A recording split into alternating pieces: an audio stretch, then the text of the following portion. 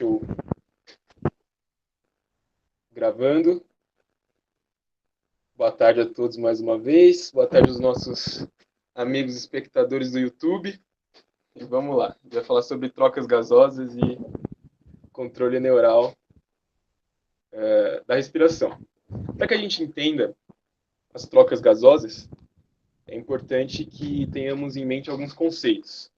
O primeiro deles é que no nosso corpo, e bom, em todos os outros contextos também, os gases se movimentam aleatoriamente, em um movimento retilíneo. E, especialmente no nosso organismo, ele transita entre a membrana respiratória, os alvéolos e os diferentes tecidos e compartimentos do corpo. E a esse fenômeno da movimentação aleatória das moléculas dos gases se dá o nome de difusão. E na difusão, as moléculas se movimentam de regiões de maior concentração para regiões de menor concentração. Então, para que os gases promovam fenômenos fisiológicos relevantes, é preciso que haja sempre um gradiente de concentração. Então, para passar de um tecido para o outro, de um líquido para outro líquido, é importante que exista uma diferença de concentração entre a região de origem e a região de destino do gás. Ainda nesse sentido, vamos falar mais uma vez sobre pressão. A pressão de um gás é definida a partir dos choques de suas moléculas contra uma superfície. Então, pela própria definição que a gente aprende no ensino médio, por exemplo, a pressão de um gás nos nossos pulmões tem a ver com a intensidade dos múltiplos impactos das moléculas desse gás sobre a área do pulmão. Pode passar, por favor?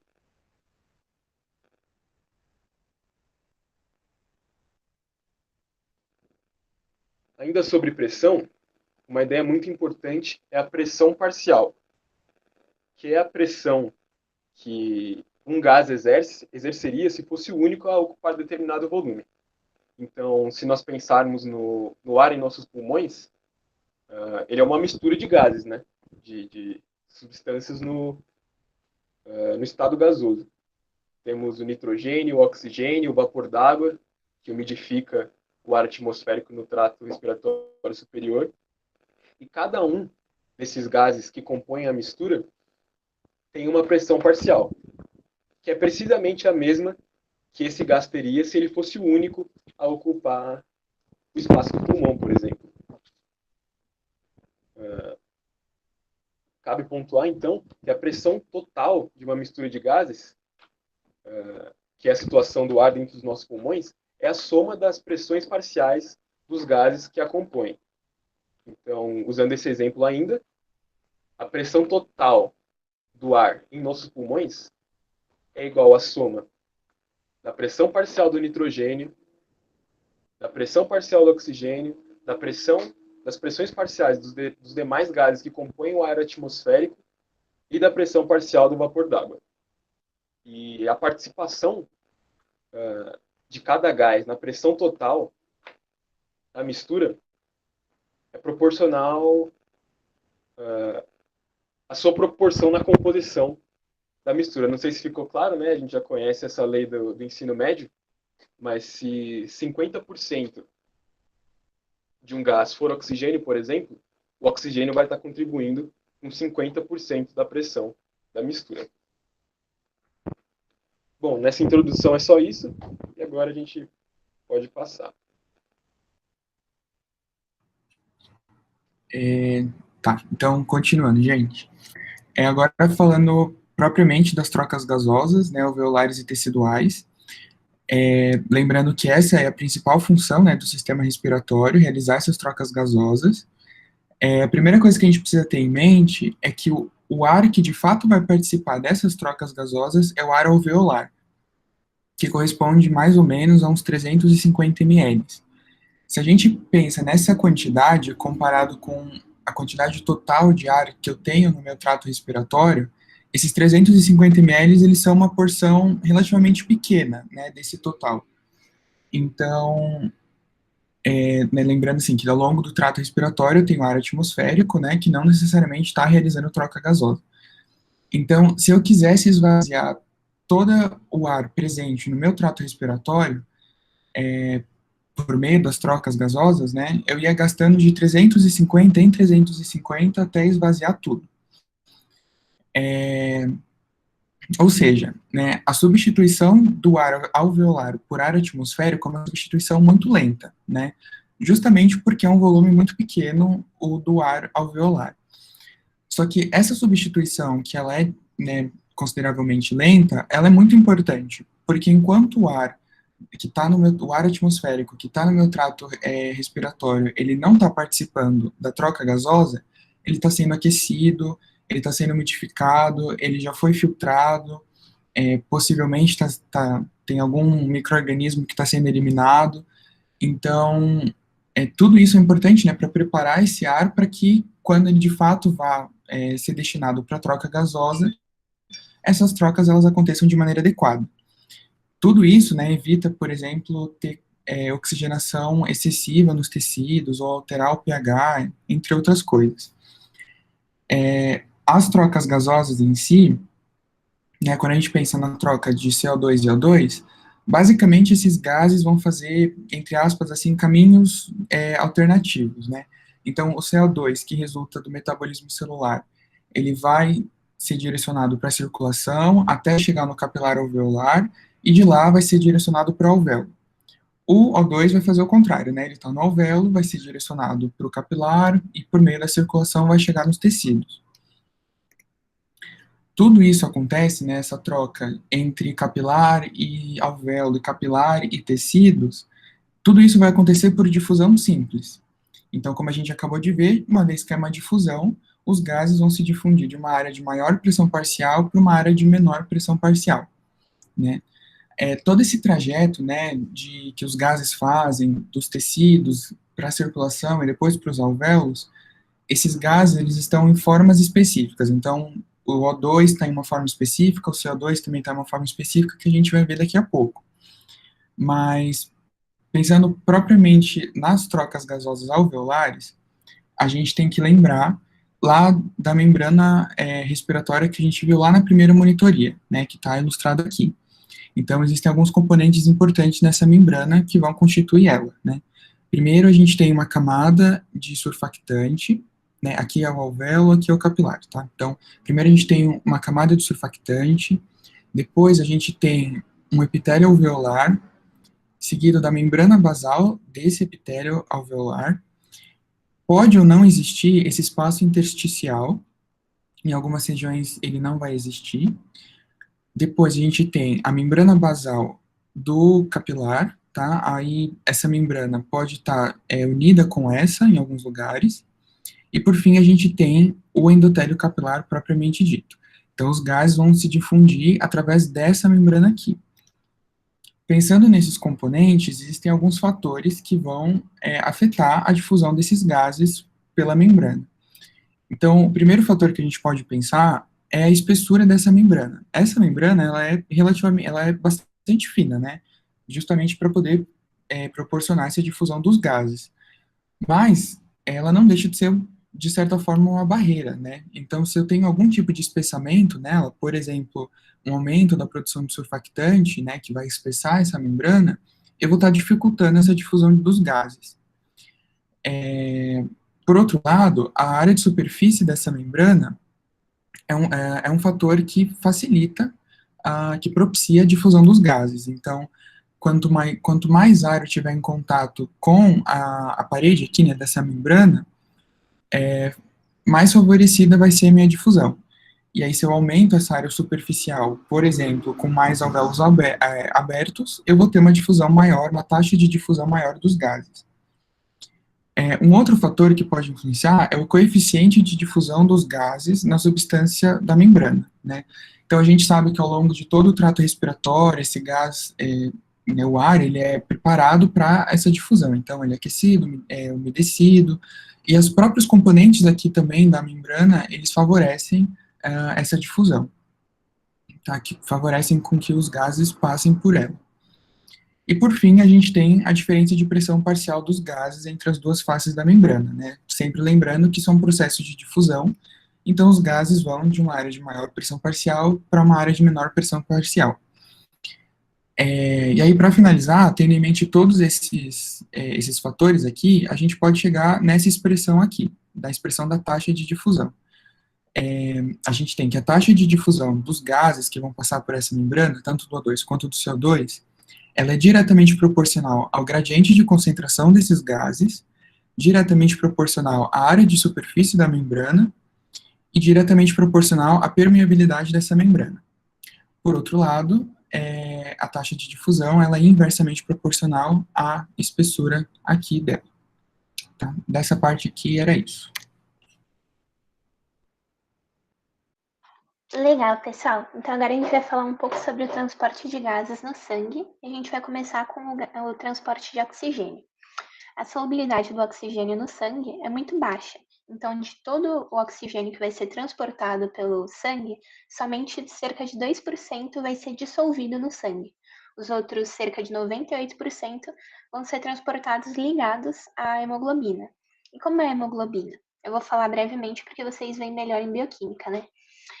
É uma proteína composta por 4 subunidades proteicas globulares, que são chamadas de globulinas, e cada uma delas é centrada em torno de um grupo M, que possui um íon central de ferro 2+.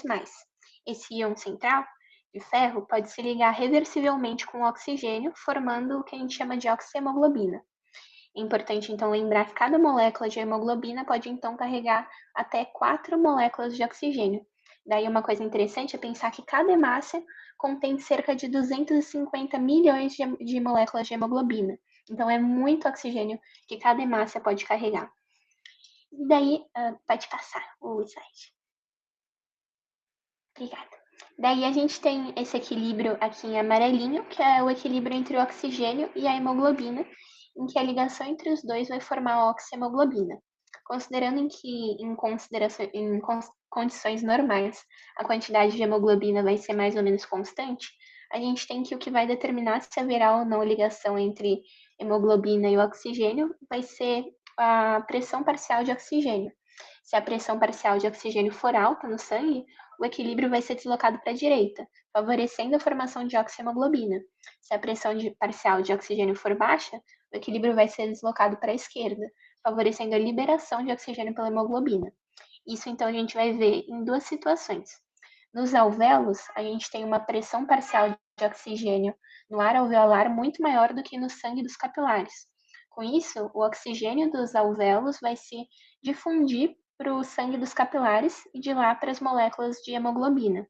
Isso ocorre, então, devido ao deslocamento desse equilíbrio ali amarelinho para a direita, devido ao aumento da pressão de oxigênio no sangue, formando a oxihemoglobina. Já nos tecidos, a situação vai se inverter. A pressão parcial de oxigênio baixa nas células devido ao consumo de oxigênio pelo metabolismo celular vai levar à difusão do oxigênio dissolvido no sangue arterial dos capilares para as células dos tecidos. Com isso, vai ter uma redução da concentração de oxigênio no sangue, levando a um deslocamento daquele equilíbrio lá para a esquerda e o desligamento do oxigênio da hemoglobina. E esse oxigênio livre, então, vai poder se difundir pelas células. E a gente viu, então, que o fator principal para determinar a ligação entre hemoglobina e oxigênio é a pressão parcial de oxigênio. Pode passar o slide.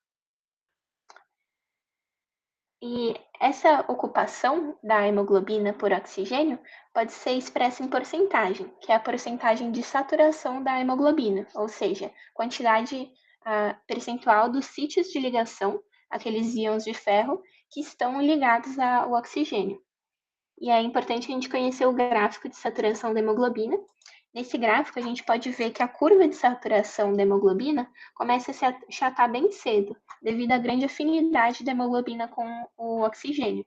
A partir de uns 60 milímetros de mercúrio, de pressão parcial de oxigênio, a gente tem que 90% dos sítios de ligação com a hemoglobina já estão ocupados.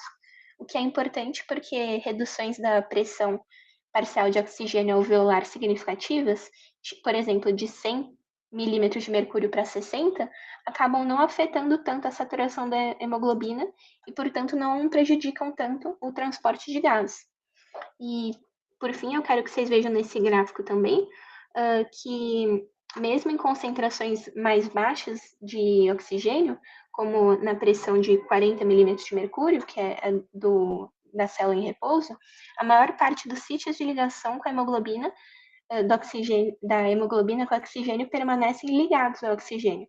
Isso é importante também porque forma um estoque, uma reserva de oxigênio, e aí em situações de redução dessa concentração de oxigênio, ainda há muito oxigênio para ser liberado e está armazenado lá na forma de oxihemoglobina. Pode passar. E é importante também a gente pensar nos fatores que afetam a afinidade da hemoglobina com o oxigênio, levando a um deslocamento dessa curva que a gente estava vendo para a direita ou para a esquerda. Aí a gente tem 3 deles que são os mais importantes. O pH é um deles. A redução do pH vai causar uma redução da afinidade da hemoglobina ao oxigênio, podendo levar à liberação do oxigênio pela hemoglobina. Essa redução é o que a gente chama de efeito Bohr. Isso pode ser uma coisa vantajosa, por exemplo, no exercício extenuante, em que o metabolismo anaeróbico leva à produção de ácido lático e à redução do pH.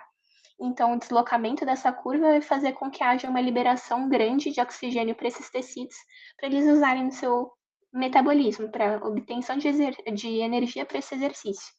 Aí a gente tem também a pressão parcial de gás carbônico, e a gente tem que um aumento na pressão parcial de gás carbônico vai causar também a redução da afinidade de hemoglobina ao oxigênio.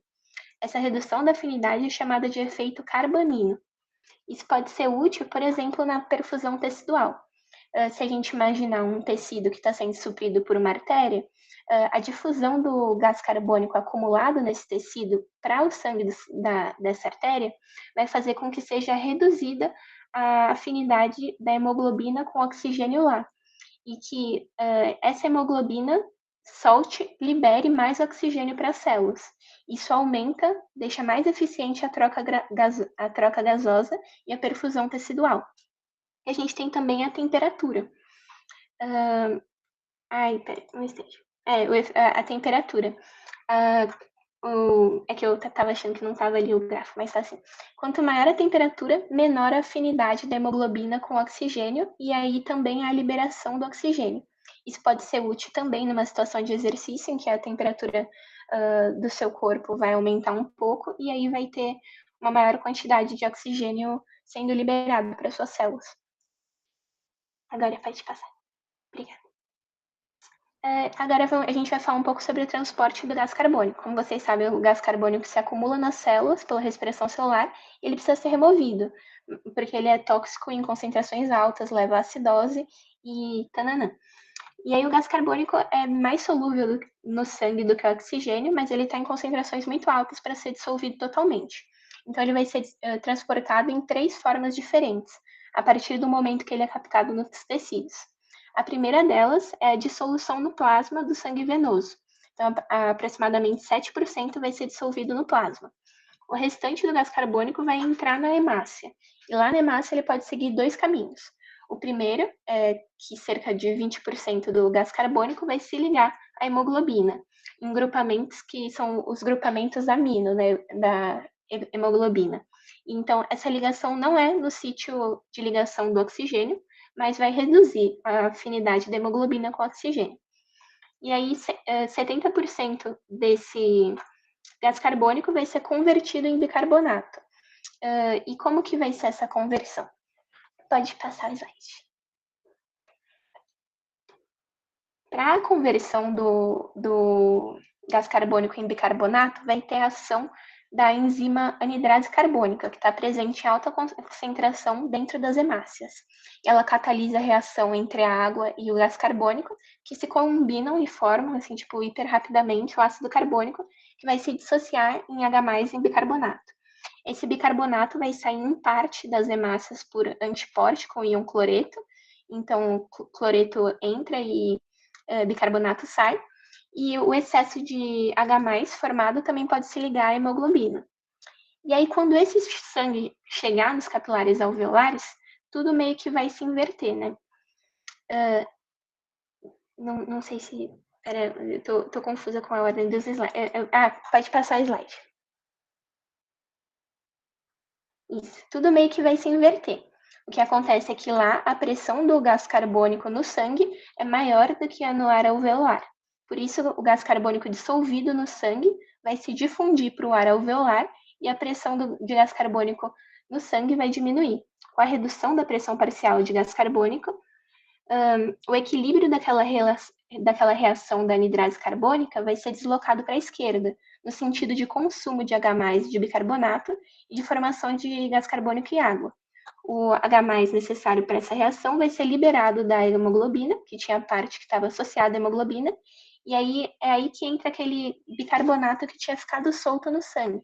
De novo, ele vai entrar na célula por antiporte com cloreto. Ele entra e o íon cloreto sai, e aí vai haver a reação entre H+ e o bicarbonato, formando o gás carbônico. Esse gás carbônico também se difunde para o plasma e dele para o ar alveolar. Então, é isso sobre o transporte de gás. É interessante notar como o bicarbonato serve não só para montar o sistema tampão, mas também para transportar o gás carbônico dos capilares alveolares, dos tecidos para os capilares alveolares, assim. Aí, pode passar o slide. Uma última coisa importante também de saber é que o oxigênio vai reduzir a afinidade da hemoglobina por gás carbônico. E o gás carbônico vai reduzir a afinidade da hemoglobina por oxigênio. Assim, ocorre meio que uma competição entre o oxigênio e o gás carbônico pela hemoglobina, em que altas concentrações de gás carbônico vão levar ao deslocamento do oxigênio para fora da hemoglobina, e altas concentrações de oxigênio vão levar a um deslocamento do gás carbônico para longe da hemoglobina. O maior exemplo disso é nos pulmões, em que concentrações muito altas de oxigênio no ar alveolar levam à liberação de gás carbônico pela hemoglobina, e isso vai favorecer a expulsão do gás carbônico pelos pulmões. E aí isso é chamado de efeito Aldani, que diz que a pressão de gás carbônico diminui à medida que a pressão de oxigênio aumenta, porque o gás carbônico é desligado da hemoglobina com maior facilidade e assim ele é eliminado em maior quantidade do organismo pelos pulmões. E era isso, pessoal, dessa parte. Oi, gente, tudo bem? Então, hoje eu vou conversar com vocês. Eu e a Isa, a gente vai falar um pouquinho sobre o controle neural da ventilação pulmonar. Eu vou dar uma introdução e depois eu vou voltar para encerrar com o assunto de quimireceptores. E a Isa vai falar dos centros respiratórios, é capetagem mesmo. Pode passar, João, por favor. Bom, gente, para a gente começar a falar, então, né, do controle ventilatório, é muito importante a gente rever alguns pontos antes sobre esse controle. Como vocês já sabem, a nossa respiração é algo praticamente involuntário. É claro que tem algumas situações que a gente consegue controlar a respiração, né? Então a gente consegue respirar mais rápido, respirar mais devagar, mas na maior parte do tempo, para pessoas saudáveis, né, a respiração é uma coisa que a gente não fica pensando. Então a gente não fica pensando, agora eu vou inspirar, ou agora eu vou expirar, tá bom? E aí eu queria falar também sobre a importância, né? Isso, pode passar, tá certo. Pode passar.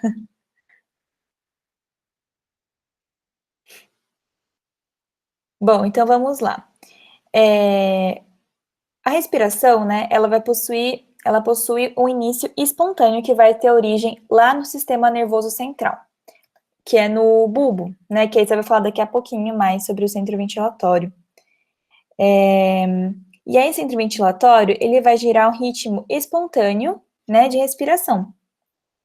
E essa respiração, ela vai acontecer graças aos nervos que vão emergir da medula espinhal e vão inervar os músculos respiratórios, que são os que eu coloquei no slide para vocês, tá bom? Pode passar. A gente sabendo essas informações, então a gente pode determinar alguns conceitos, certo? Então, sabendo então que a respiração só é possível graças ao movimento dos músculos respiratórios, a gente pode dizer então que a frequência respiratória é o intervalo entre as descargas que são dadas pelos neurônios, tá bom? Por esses nervos que inervam, então, essa musculatura respiratória. Então, o intervalo entre elas, entre essas descargas, elas determinam a nossa frequência respiratória. Em relação ao volume corrente, também chamado de profundidade da respiração, elas podem ser definidas, então, pela duração das descargas e pela quantidade de unidades motoras recrutadas, né? Então, meio que a intensidade da nossa respiração, assim, ela vai depender de quanto tempo essa contração muscular, né, a duração da descarga elétrica vai durar, e quantas unidades motoras são recrutadas para ver meio que quão intensa é, né? Quão forte é essa respiração, digamos assim. Agora eu passo a palavra para a Isa, depois eu volto para falar de quimioreceptores. Bom, gente, vocês acabaram de ver que a respiração ela é um processo cíclico, e isso acontece porque o nosso sistema nervoso central ele tem o que a gente chama de centros respiratórios. Esses centros respiratórios têm neurônios que têm uma atividade rítmica de descarga, como vocês acabaram de ver.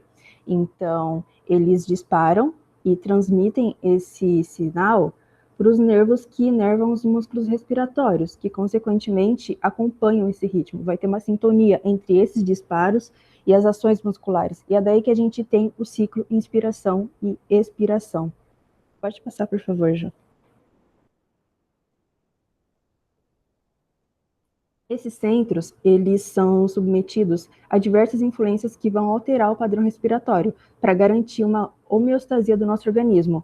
E, para isso, eles usam as diversas informações que recebem do corpo, como, por exemplo, a pressão de gás carbônico, de oxigênio, pH sanguíneo, o estiramento alveolar, ou mesmo a própria reação emocional. E esses centros respiratórios que fazem toda essa dinâmica respiratória, eles estão no bulbo, que seriam os grupos respiratórios ventral e dorsal, e na ponte seriam os grupos pontinos. Então a gente vai ver cada um deles. Pode passar, por favor, João. Começando pelo grupo respiratório dorsal, esse grupo é dorsal e bilateral no bulbo. Ele fica no núcleo do trato solitário. O núcleo do trato solitário é uma região que recebe informações dos nervos glossofaríngeo e vago. O que eles informam? Eles informam pressão de oxigênio, gás carbônico, informação de quimiorreceptores, a pressão arterial. Então, vocês já entendem mais ou menos essa correlação de que essa região, ela recebe essas informações que vão ser utilizadas para poder fazer esse controle da respiração. O grupo respiratório dorsal, ele promove a inspiração, já que ele é composto por neurônios inspiratórios. Isso porque esses neurônios, eles ativam os nervos que inervam os músculos inspiratórios. Então, os neurônios inspiratórios ativam o nervo frênico para a contração do diafragma, e os nervos intercostais ativados, eles vão promover a contração dos músculos intercostais externos. E é aí que tem a inspiração. Pode passar, por favor, João.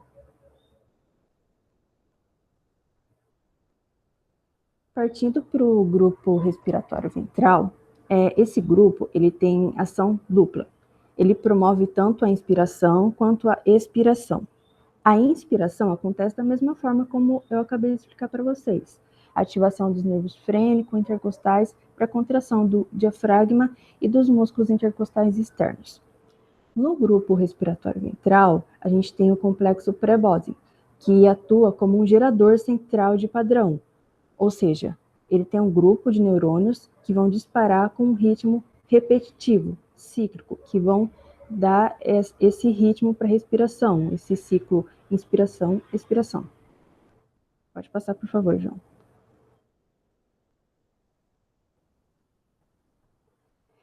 Esses neurônios inspiratórios têm um comportamento característico muito importante, que é o sinal de rampa. O sinal de rampa nada mais é do que um aumento gradual da frequência de disparos desses neurônios, seguido por uma interrupção abrupta, quando eles atingem um pico.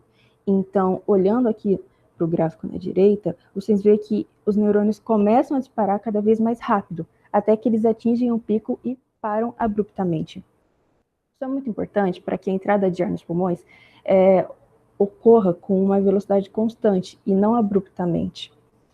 Essa sincronização faz a gente entender como que pode ser regulado o ritmo respiratório. Na velocidade corrente do ar, vocês imaginam que quanto mais inclinada a rampa, mais rápida a inspiração e a entrada de ar. E com relação à frequência respiratória, quanto antes acontecer essa interrupção dos disparos, mais curta vai ser a inspiração. E, consequentemente, o ciclo inspiração-expiração ficaria mais rápido. Aí pode passar, por favor, João.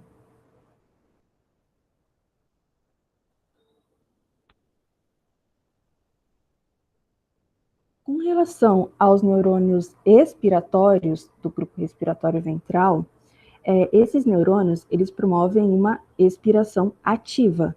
A gente diz que é ativa porque demanda uma ação muscular para fazer essa expiração, já que numa respiração normal, a expiração basicamente acontece por um relaxamento dos músculos inspiratórios e a retração elástica do pulmão. Então, é uma coisa mais dinâmica. Aí, olhando no gráfico do lado, vocês veem que na respiração normal, os nervos dos músculos expiratórios, eles nem estão disparando nos intervalos entre as inspirações, ou seja, nas expirações eles não estão disparando. Já quando acontece uma ventilação intensa, eles começam a disparar. Então, essencialmente, a gente vê que a atividade desse núcleo seria para uma ventilação mais intensa, mais forçada. E, semelhante ao que acontece nos neurônios inspiratórios, os neurônios expiratórios vão ativar os nervos que promovem a contração dos músculos expiratórios. Só que esses neurônios expiratórios, eles também vão ativar nervos que vão inervar os músculos da laringe, faringe e da língua, o que é fundamental para poder manter as vias aéreas abertas para permitir esse fluxo de ar, essa ventilação de ar nas vias aéreas. Pode passar, por favor, João. Por fim, vamos ver como que acontece essa ritmicidade respiratória. No bulbo, há o estabelecimento do ritmo respiratório basal. Já na ponte, acontece uma espécie de aperfeiçoamento desse ritmo, que vai tornar ele mais exato. Então, consequentemente, vai facilitar aquela transição entre a inspiração e expiração, para fazer essa ritmicidade. Em parte, isso acontece pelo controle que os centros pontinos vão exercer sobre o centro pnêutico.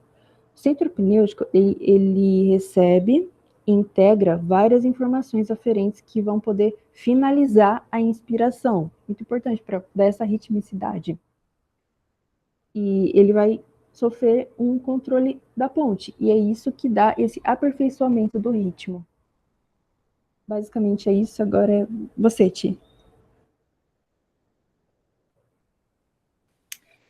Bom, gente, então agora eu vou falar um pouquinho sobre quimiorreceptores, que é uma parte mais tranquila, né? E pra gente, antes de eu começar a falar dos dois tipos de quimiorreceptores e tudo mais, eu queria explicar um pouquinho mais o que são e contextualizar um pouquinho para ficar mais fácil de entender depois, tá bom? Então, para contextualizar, eu fiz uma pergunta. Os níveis de O2 e CO2 e o pH podem influenciar a ventilação? Pode passar, por favor. Sim, tá certo. E aí, gente, é verdade, tá bom? Os níveis de CO2, O2 e o pH, eles podem sim influenciar a ventilação. Mas como que eles influenciam, né? É através dos quimiorreceptores que a gente vai entender um pouquinho mais agora. Pode passar também, João, por favor. Bom, para começar, o que são os quimiorreceptores, então? Os quimiorreceptores são estruturas que são muito importantes, né? Eles são receptores sensoriais que eles são sensíveis às concentrações de determinadas substâncias. Nesse caso aqui, a gente está falando, então, de CO2, de O2 e do pH, né? Que é pelos íons hidrogênio. E qual que é a sua importância para o nosso organismo?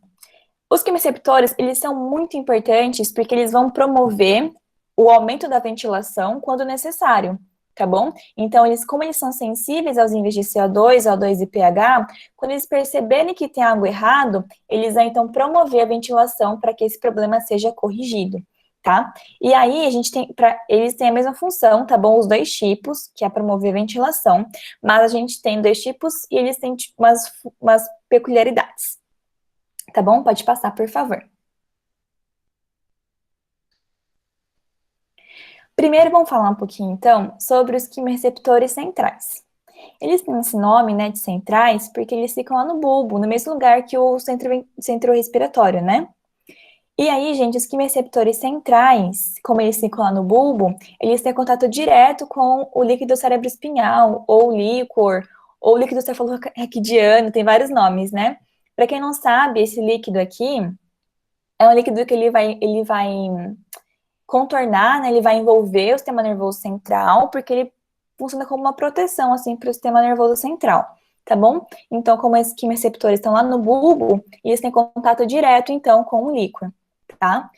E por eles estarem no bulbo também, eles acabam não tendo contato direto com o sangue arterial, tá bom? Eles são sensíveis, e esses quimireceptores, então, eles são sensíveis apenas ao aumento da pressão plasmática de CO2 e à diminuição do pH.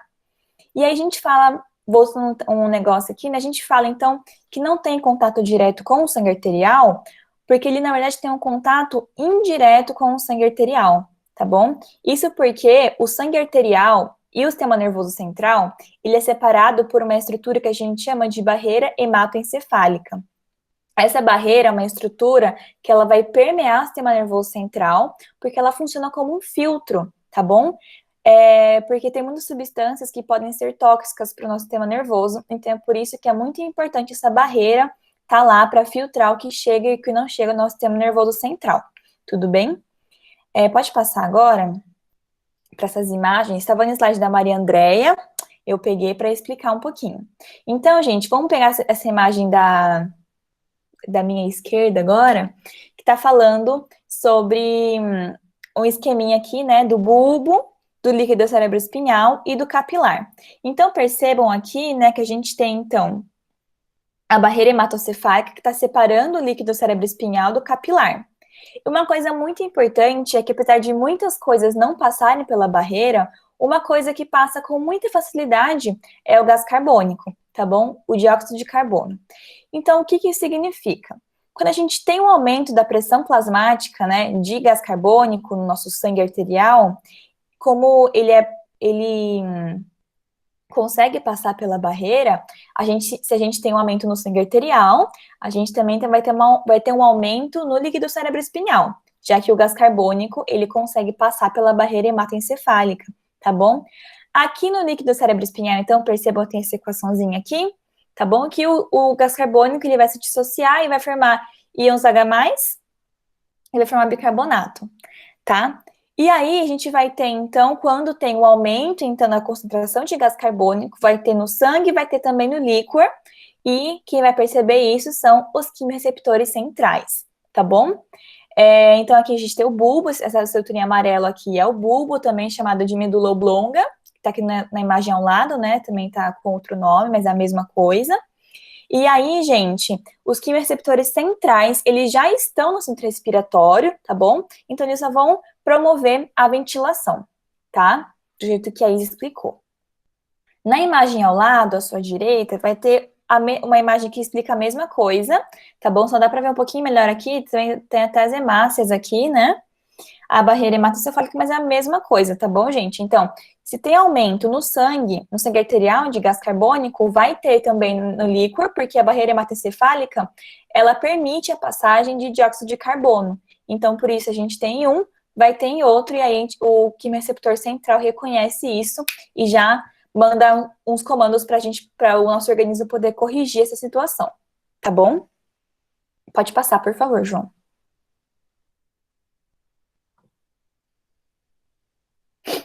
Agora, falando um pouquinho sobre os quimireceptores periféricos. Eles têm esse nome porque eles não estão no sistema nervoso central, eles não estão lá no bulbo e na ponte, eles estão no arco aórtico e na bifurcação carótida, tá bom? Como eles estão aqui, eles vão ter contato, então, direto com o sangue arterial. Não tem contato, então, com o líquor mais, tá bom? Porque aqui a gente tá falando de um lugar totalmente diferente do bulbo, então aqui a gente tá falando mais do sistema circulatório, então a gente não tem líquor aqui. porém temos contato direto, então, com o sangue arterial. E aí, como a gente tem esse contato direto com o sangue arterial, não tem mais a necessidade de ter essa mediação do líquor para chegar nos quimiorreceptores centrais. Como o sangue arterial ele tem contato direto com os quimiorreceptores, então é uma ligação muito mais direta, assim, tá bom? Os quimiorreceptores, então, periféricos, eles são sensíveis ao aumento da pressão plasmática de gás carbônico, à diminuição da pressão de gás oxigênio, tá bom? E a diminuição do pH, tá, gente? Então, basicamente, é mais ou menos isso. Aí, esses receptores periféricos, eles vão enviar informações para o sistema nervoso central, para que, então, quando haja essas mudanças no nosso organismo, para que eles possam entender essa mudança e para que eles possam também corrigir essas mudanças através da promoção da ventilação. Tudo bem? Pode passar para o próximo, então. Aqui, esse é um esqueminha da Silver, né? E é um esquema muito legal que vai resumir bastante, então, a resposta dos quimiorreceptores ao aumento da concentração de CO2 e dióxido de carbono, tá bom? Isso porque os quimiorreceptores, eles são muito mais sensíveis ao dióxido de carbono, né? A concentração, então, do dióxido de carbono do que a concentração de gás oxigênio, tá bom? Eles são muito mais sensíveis a eles, então por isso que a gente fala mais do CO2 do que do O2. Tudo bem? Então, aqui, gente, fica muito legal para a gente revisar tudo e fechar o assunto de quimiorreceptores, que é um assunto mais tranquilo, assim, né? Então, aqui a gente tem um aumento da pressão, lá em cima, né, na primeira bolinha amarela. A gente tem uma situação... Isso, o João tá apontando aí para vocês.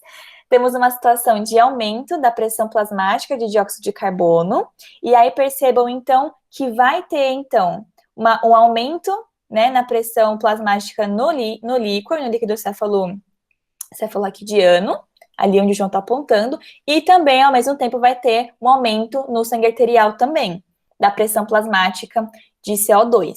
Tudo bem? Tudo isso, então, o que vai acontecer? Vai acabar estimulando os quimiorreceptores centrais e periféricos, cada um da sua maneira, lembrando que o central, a gente tem aquela mediação pela barreira hematoencefálica, e aí, no caso do periférico, a ligação é meio que direta ali, vai um no outro sem enrolação. Em ambos os casos, vamos culminar, então, na promoção da ventilação, né? E aí, gente, a ventilação, tudo o nosso corpo, né? Tudo que acontece no nosso corpo tende a encontrar um equilíbrio. E é por isso que as alças de retroalimentação, elas são tão importantes, tá bom? Para que nada esteja em excesso, nada esteja também em falta. Então, aqui, quando a gente tem, supondo, né, um aumento da pressão de oxigênio, a gente vai ter, então, um feedback negativo, que vai diminuir, então, um pouco essa pressão, para não ficar muito também. A mesma coisa vai acontecer com a pressão de dióxido de carbono, tá bom? Então, a gente vai ter uma retroalimentação negativa, caso ela fique muito baixa, para dar uma aumentadinha também, tá bom? Então, tudo isso é para que nosso corpo mantenha a homeostase, né? Mantenha tudo muito equilibrado. Porque senão, né, dá tudo errado, vocês sabem o que dá. Então é isso, gente, eu vi que tinha uma coisa no chat. Os quimiorreceptores são sensíveis ao CO2 e ao hidrogênio decorrente da transformação de... Sim, exatamente, né?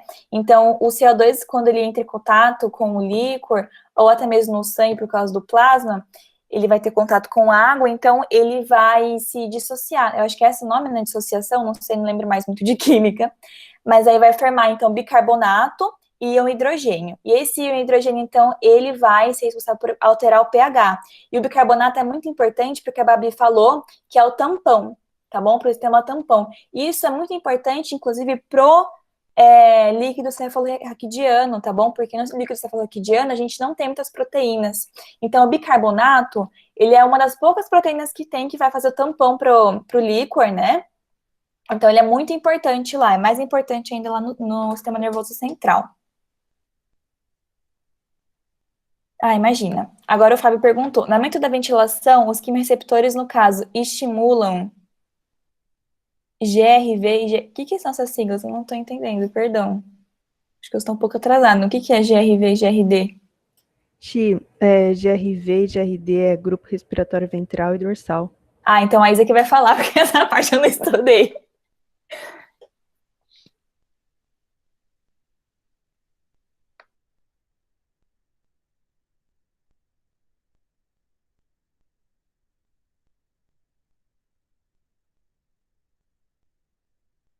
Isa, sabe por quê?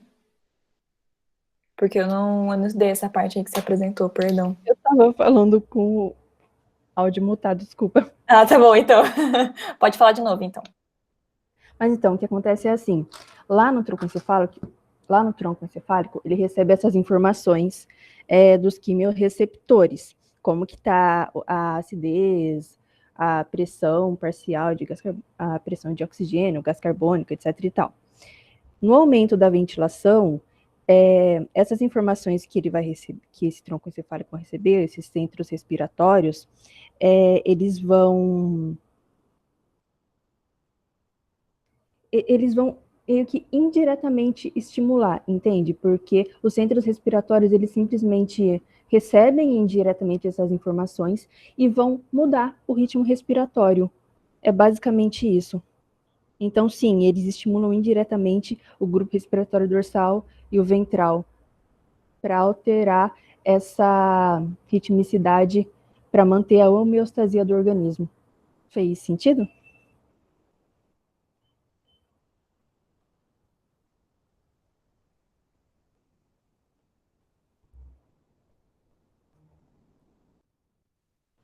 Tem Imagina. alguma mais dúvida, gente? Mais dúvidas de vocês?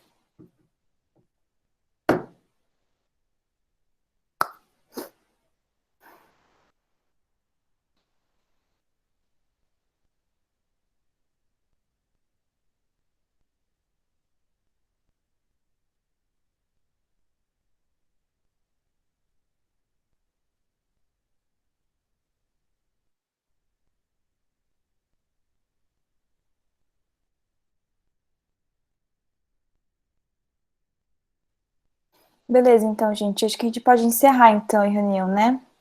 A monitoria. E a gente libera vocês, então, para descansarem agora. Bora sextar, isso aí. Beleza, pessoal. Obrigada pela presença e participação. Qualquer coisa, pergunta no zap.